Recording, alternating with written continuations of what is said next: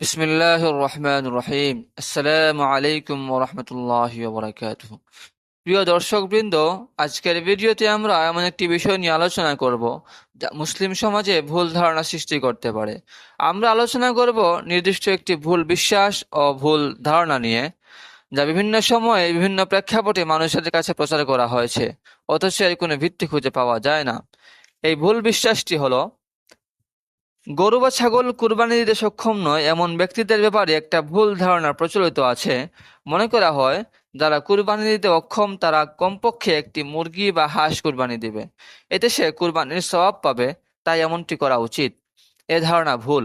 শরীয়তে কুরবানির জন্য যেসব পশু নির্ধারিত আছে, শুধু সেগুলো দ্বারাই কুরবানি দেওয়া যাবে। অন্য কিছু দিয়ে কুরবানির সাদৃশ্য অবলম্বন করা হলে কুরবানির সওয়াব হবে, এ ধারণা ভিত্তিহীন। এ ধরনের বিশ্বাস ও পরিহারযোগ্য।